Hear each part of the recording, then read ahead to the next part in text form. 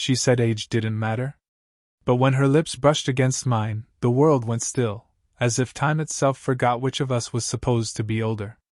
It started long before that moment, though.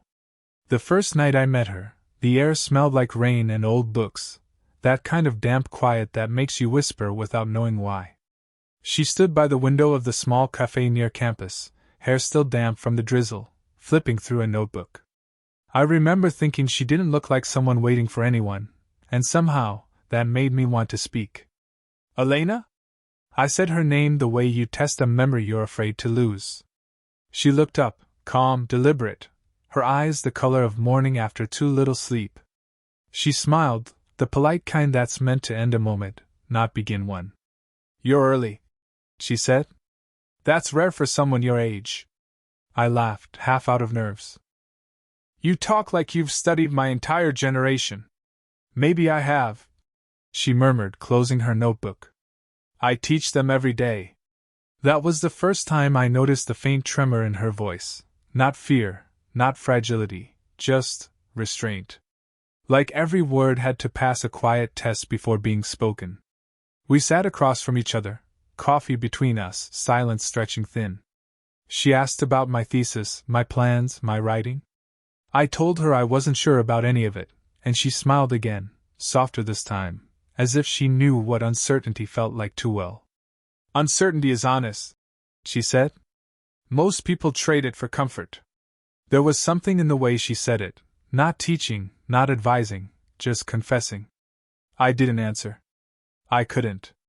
The way the light hit her wrist as she stirred her drink distracted me. The faint scent of her perfume, warm and unfamiliar, made every word in my head blur. When our hands reached for the same sugar packet, she didn't pull back. Not immediately, anyway. Her fingers grazed mine, cool at first, then soft. It wasn't deliberate, but it wasn't nothing. We both felt it. Her eyes lifted, caught mine, then looked away, a second too late to pretend it meant nothing. The rest of the conversation stumbled. I tried to recover with a joke. She smiled but didn't laugh. Her gaze drifted to the window again, as if afraid I might see the thought behind it. When I finally stood to leave, she said, "You remind me of someone I used to know." And that sentence lived in my head for days. I saw her again the next week, same cafe, same quiet hour. This time, she sat closer. No pretense of coincidence. The small talk dissolved faster, replaced by glances that lingered longer than reason could excuse. She brushed a strand of hair behind her ear, her fingers shaking slightly. I pretended not to notice. At one point, our knees touched beneath the table, not an accident, not entirely. She didn't move. Neither did I. Something in the air shifted then, like the room had shrunk to fit only us. The hum of the espresso machine, the rain outside, even the ticking clock, all faded under the weight of what neither of us said. I opened my mouth to ask her something. I don't even remember what, but before I could, the bell above the cafe door rang. A voice called her name. And the way she froze, eyes flicking toward the sound, told me whoever stood there wasn't supposed to see me. Time, which had stopped a moment before, suddenly remembered how to move again. She didn't look at me when the voice called her name. Just a flicker, a half-second hesitation before she turned, gathering her calm like someone collecting spilled water. It was another professor, someone older, familiar, too at ease with her. They exchanged polite words, a touch on the arm that lasted a moment longer than it should have. I sat there pretending not to watch, pretending I wasn't trying to read something in her expression. When he left, she exhaled, slow and steady. "Sorry," she said. "He used to be a colleague." Her eyes didn't meet mine on the word used. We didn't talk much after that. But I kept returning to the cafe, and so did she. Each meeting carried a rhythm now, one of avoidance and inevitability. Sometimes she'd arrive first, sometimes I would, but it always ended the same, the two of us sitting too close, saying too little. One evening, she asked about my life before grad school, not the surface stuff, but the kind people don't usually ask. I told her about my parents' quiet house, about how silence can sometimes sound like disapproval. She listened, elbows on the table, chin resting on her hand, as though the story was fragile. And you? I asked. Her lips parted, then pressed shut again. She looked down at her cup. Marriage, she said finally. It ended a few years ago. Long story. Short version, I stayed too long, and when I finally left, I wasn't sure who I was without it. She didn't elaborate. She didn't have to. The tiredness in her smile said the rest. Something shifted after that, not closer exactly, but clearer. I started noticing small things, how she avoided talking about weekends, how she always looked at the door before she sat down, as if expecting someone to walk in. And I noticed how she looked at me, not directly, never for long, but long enough. Once, while explaining something from my thesis, she leaned closer. Her hand rested lightly on my shoulder as she reached for my notebook, her breath brushing against my neck. I forgot what I was saying. The warmth of her hand lingered even after she withdrew it, as if she'd left an invisible mark. She noticed my pause, a flicker of recognition, maybe guilt. Then she smiled faintly and went back to reading. We didn't mention it. Neither of us ever did. But our silences began to fill with things words couldn't manage. Glances that held too much, pauses that lasted too long. I started catching myself replaying moments I shouldn't have, the curve of her wrist as she wrote, the way she tucked her hair back when she was nervous, the faint smudge of ink on her thumb. And when our hands brushed again, it didn't feel accidental anymore. That night, as we stood outside the cafe, she hesitated before saying goodbye. The streetlight caught in her hair, the air smelled like rain again, and everything felt suspended, like the world was waiting for us to decide something. She reached up, almost touched my face, then stopped, her fingers hovering inches from my skin. "Good night, Noah," she whispered. Her voice trembled just slightly, and I realized that maybe she was as afraid of what was happening as I was. But neither of us stepped back. It had been 2 weeks since that night outside the cafe, the almost touch that neither of us mentioned again. But something between us had changed. Every word, every glance, now carried a pulse beneath it. She invited me to her office one evening to go over my revisions. The campus was nearly empty, that quiet after lectures when only the hum of fluorescent lights fills the halls. I knocked lightly, and she looked up from her desk, glasses sliding slightly down her nose. "You're late," she said. "You said 6. It's 6:15. She smiled, but her tone wasn't teasing, it was guarded. Books were scattered everywhere. A soft jazz record played low in the background, the kind that makes silence feel deliberate. I stood there awkwardly, aware of how small the space was, how her perfume lingered even in the paper air. We worked. Or tried to. She leaned close as she read my notes, the fabric of her sleeve brushing mine. I could hear her breathing, slow, even, but every now and then she'd pause mid-sentence, like her mind had wandered somewhere it shouldn't. I didn't dare ask where. At one point, she reached across to underline something, and her hand rested over mine for just a moment too long. Neither of us moved. My pulse kicked. The pencil rolled off the desk, hit the floor. We both went for it, too fast, and her hand met mine again, warm against my skin. We froze like that, bent halfway down, the air between us shrinking. Her eyes met mine, not teacher to student now, not older to younger, just two people standing too close, breathing the same uncertain breath.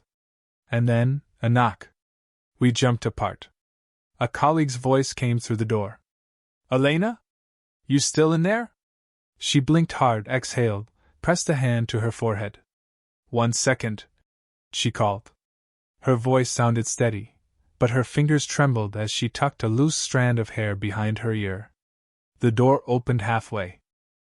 A man in a gray coat stood there, the same one from the cafe. He smiled politely at me, then looked at her with something knowing. "Forgot my notes," he said. "Didn't realize you had company." She handed him a folder quickly. "All good. See you tomorrow?" When the door clicked shut again, the silence that followed felt heavier than before. She didn't meet my eyes. I didn't trust my voice.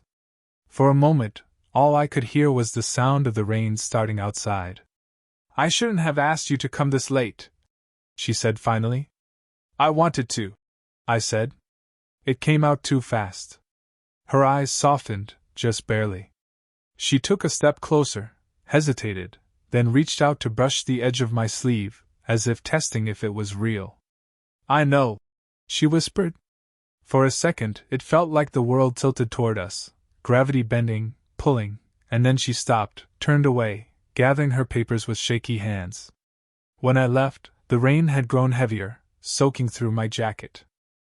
Behind me, through the fogged window of her office, she stood motionless, one hand pressed against the glass, watching. Rain blurred the windows of the cafe, a steady rhythm against the glass. She sat across from me, untouched coffee cooling between her hands. It had been days since the moment in her office, and silence had settled between us like an unspoken question neither of us knew how to answer. "You've been quiet," she said finally. "I didn't know what to say." "Then say nothing," she murmured, almost smiling. "Sometimes that's safer." But it wasn't safe. Not anymore. I told her I'd rewritten my chapter, asked if she'd look it over. She nodded, reaching for the pages, but her hand shook slightly, from the cold, or something else. I noticed a faint shadow beneath her eyes. She looked tired in a way that felt personal, not professional. When she read, I watched. The soft movement of her lips, the small crease between her brows, the way she brushed her hair back when it fell across her cheek, every detail felt sharper, alive. I shouldn't have noticed. I couldn't stop. At one point, she sighed, setting the papers down. "You write like someone trying not to confess something," she said. "Maybe I am," I replied before I could stop myself. Her eyes lifted, meeting mine, steady, searching.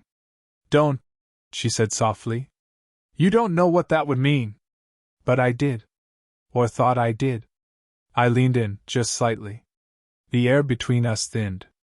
She didn't move away this time. Her fingers traced the edge of my sleeve, then stopped, caught herself, and pulled back, pressing her hands flat on the table as if anchoring herself. "I'm your mentor, Noah. I'm supposed to help you, not..." She trailed off, voice breaking. "Not what?" She didn't answer. Instead, she stood abruptly, went to the counter for a napkin she didn't need. Her shoulders were tense, her composure unraveling just enough for me to see what she was fighting. When she turned back, I was standing too. We were only a breath apart now, the soft hum of rain the only sound between us. I reached out, not to hold her, just to steady her. My hand brushed her arm. She flinched, then stayed. "You should go," she whispered. "I don't want to." Her eyes closed. "You think this is simple?" "No," I said. "But it feels..." "Don't finish that." Her voice was barely above a whisper, but the tremor in it said everything she couldn't. She took a step closer anyway. I could feel her warmth, smell the faint trace of coffee on her breath. My hand rose instinctively, tucking a loose strand of hair behind her ear. She didn't stop me. Her breath caught. For a long, suspended moment, neither of us moved. The world outside disappeared, no past, no future, just the small distance left between our mouths. And then, a flash of headlights through the window, a car pulling up. Someone called her name from outside. She stepped back, the spell breaking. Her lips parted, words barely forming. "We can't keep doing this," she said, though her voice didn't sound convinced. I stood there, heart still racing, rain pooling at my feet, knowing she was right, and that it was already too late to pretend nothing had changed. Days passed before I saw her again. She'd stopped replying to my messages, short, polite, unreadable. Then one afternoon, I found an envelope on my desk. My name written in her handwriting, small and deliberate. Inside, one line. Asterisk, we need to talk. Not here. Asterisk, she didn't sign it. She didn't have to. That night, I went to her apartment, not sure if I was invited or trespassing on something fragile. The city hummed below her window, the lights smearing across glass. She opened the door slowly, hair unpinned, wearing the kind of quiet that comes after too much thought. "You shouldn't have come," she said. "You told me to." Her lips parted as if to argue, but she didn't. She just stepped aside and let me in. The place was warm, dimly lit. Books, a half-empty glass of wine, papers scattered across the floor. She looked different here, softer, unguarded, like the version of herself she never brought to class. "I wasn't sure you'd get the note," she said. "I almost didn't." She nodded, looking down. "Someone saw us that night. In my office." My chest tightened. "Who?" "It doesn't matter," she said quickly. "But it means we can't meet like that again. Not anywhere near campus." Her voice wavered, the professor fading into something more human. "You're not just worried about them," I said. "You're worried about you." Her head snapped up. "You think I don't know what this looks like?" she said, almost laughing, though there was no humor in it. "A woman my age, a student half her life away." She stopped. Took a breath. "I told myself it was nothing. That I was helping you, that it was harmless. But it's not.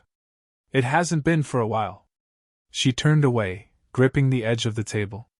Her hands trembled. I wanted to reach out, to steady them, but I didn't.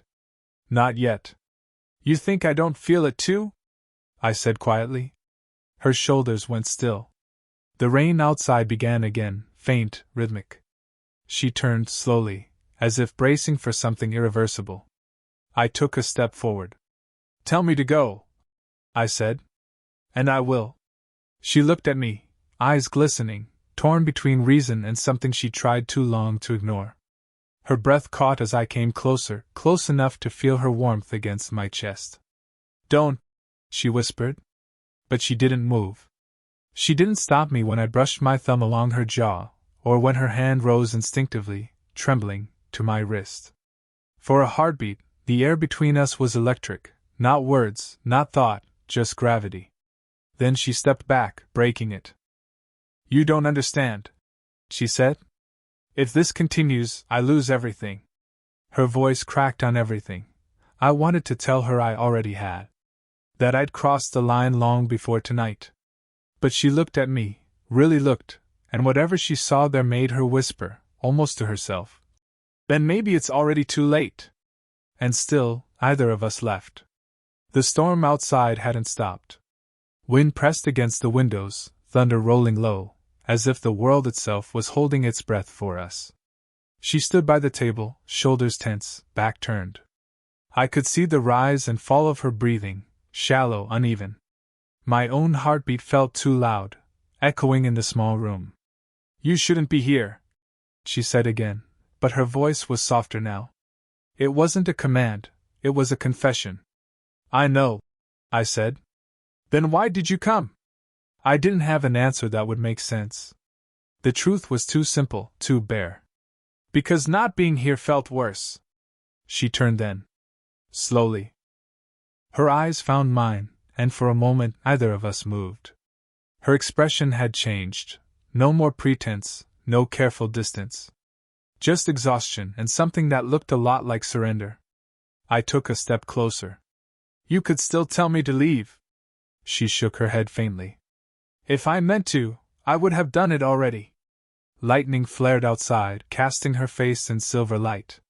Her hair fell forward, and I reached up without thinking, brushed it gently behind her ear. My fingers lingered near her cheek, close enough to feel the warmth of her skin. She didn't pull away.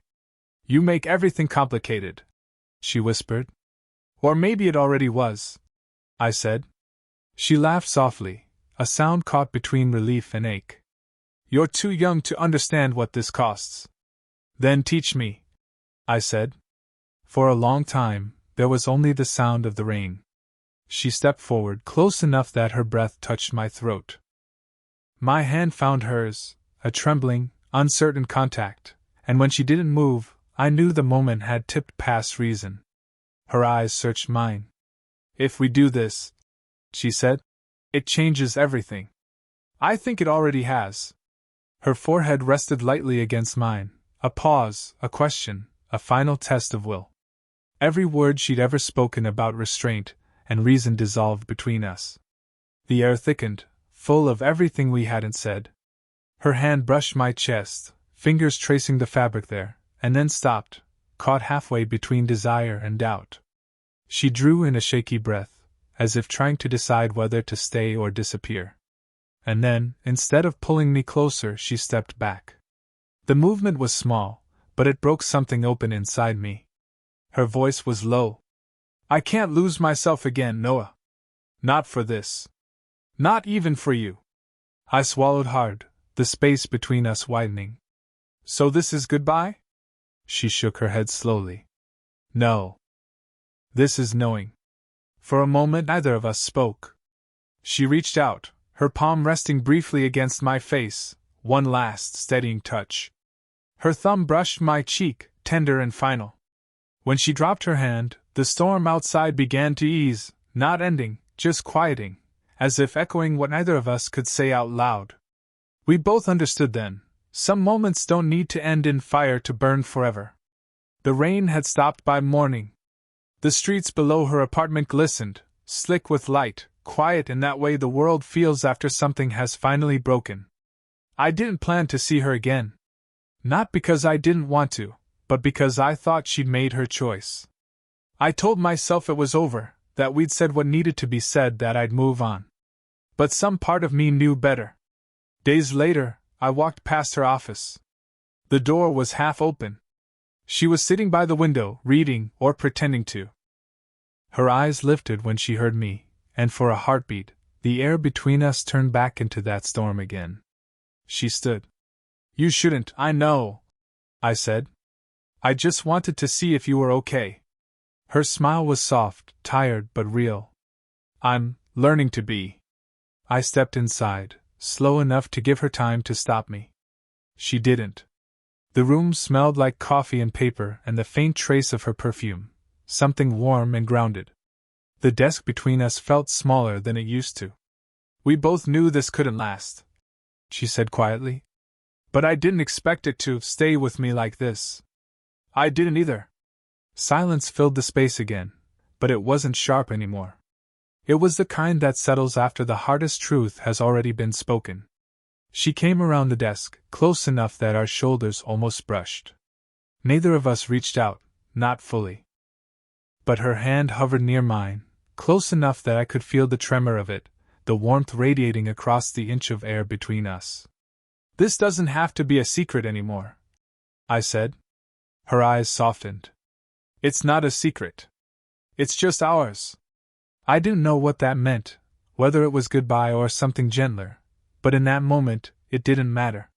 She reached up, rested her hand against my chest, then leaned forward and pressed a slow, deliberate kiss to my forehead. It wasn't about want anymore. It was about peace. About gratitude. About the impossible thing we'd found in each other and somehow survived. When I finally stepped back, she smiled, the kind of smile that carries both memory and release. "Go live your story," she said. "I've already lived mine." And maybe she was right. But as I left her office and felt the sunlight warming the pavement outside, I knew the story hadn't ended, not really.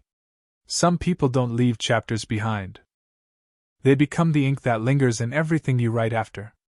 Did you enjoy the story? What kind of stories would you like to hear next?